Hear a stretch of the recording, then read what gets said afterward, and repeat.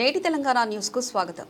రంగారెడ్డి జిల్లా మహేశ్వర్ నియోజకవర్గంలో నాదగుల్ పరిధిలో మొత్తం 376 ఎకరాల కాసుబాగు భూముల కోసం రైతులు చేపట్టిన ఆందోళన నేటితో 100వ రోజుకు చేరుకుంది.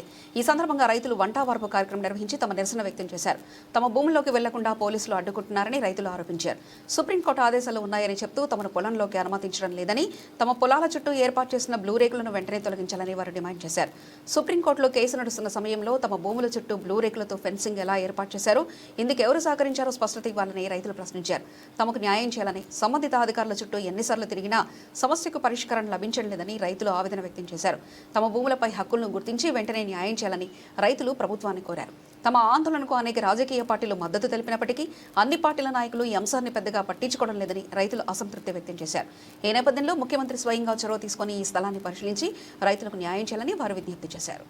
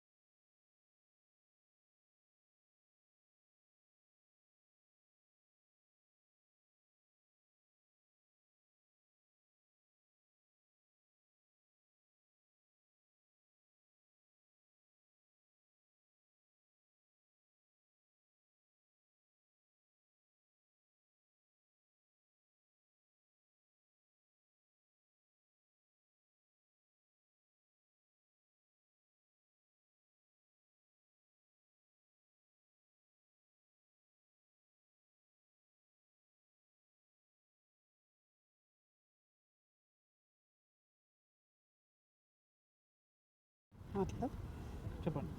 మేము ఈడ ఎండల అట్లా కూర్చొని మేము వండుకొని తింటున్నాము.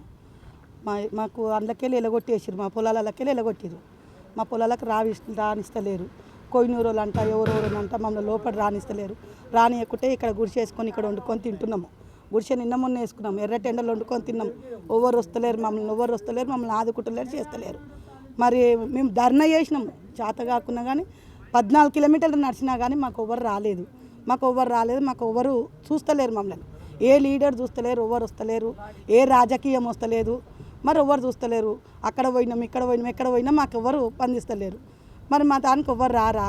మేము ఇంత ఎండలో బాధపడతాం. మీ ఏటుకు 100 రోజులు మేము ఇలా ధర్నా చేయబట్టి ఏమన్నా అంటే మీది కోట్లుందని అంటారు. మరి కోర్టు ఉన్నప్పుడు రేకులు ఎందుకు వేస్తారు? లోపల పని ఎట్లా జరుగుతుంది? మరి పని జరగద్దు కదా, రేకులు ఉండొద్దు, రేకులు గులగొట్టాలి. మరి ఎక్కడుర్రో మరి వాళ్ళందరూ వచ్చి చేస్తే కదా. మరి కోట్లుందని అన్నప్పుడు వచ్చి రేకులు తీసేయాలి కదా. రేకులు ఎట్లా వేస్తారు మరి కోట్లు ఉన్నప్పుడు? ఆయనకేమో అధికారం ఉంటుంది, మరి మాకు మా భూముల కడికి మాకు కొనికే అధికారం లేదా? గుడికానికి కొని నీరాయి, పొలంలో కొని రాయి, వానలు కొడుతున్నాయి, చెట్లు ఉన్నాయి, అవన్నీ నరికేసుకున్నాయి. ఇప్పుడు 4 ఏళ్ళ సార్ మమ్మల్ని రోబోట్ కాడికి పెట్టనిస్తలేరు. మరి మాకు మేము పంటలు వేసుకోవద్దా? మేము పంటలు వేసుకోవాలి, మేము అందులో పోవాలి. ఏడుకోయినా వారు దున్నుమని అంటారు, కానీ దున్ననిస్తలేరు, లోబోనిస్తలేరు.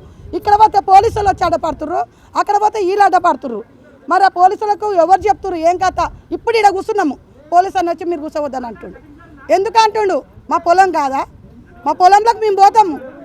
ఇప్పుడు గేట్ కాడ కాదు, గేట్ లోపలికి ఇట్లా పోతాం మేము.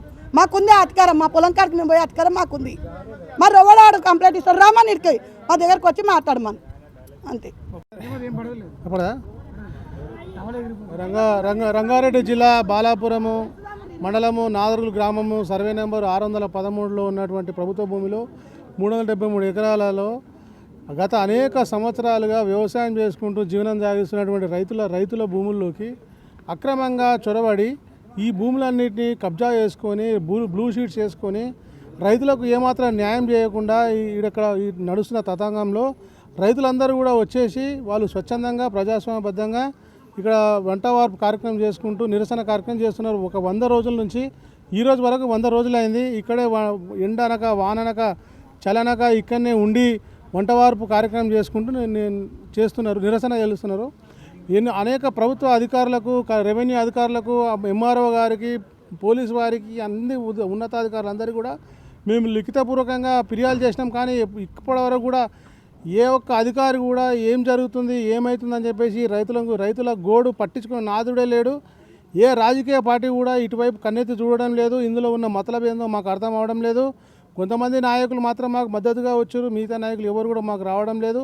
కాబట్టి రాజకీయాలకు అతీతంగా జరుగుతున్నటువంటి ఈ యొక్క రైతు ఉద్యమానికి మిగతా రాజకీయ పార్టీలు కానీ అందరూ కూడా స్వచ్ఛందంగా వాళ్ళు మద్దతు తెలపాలని నేను కోరుతా ఉన్నా. రైతులందరికీ న్యాయం జరగాలి. రైతులందరికీ న్యాయం జరిగేంత వరకు కూడా ఈ పోరాటం జరుగుతుందని చెప్పి నేను తెలియజేస్తున్నాను.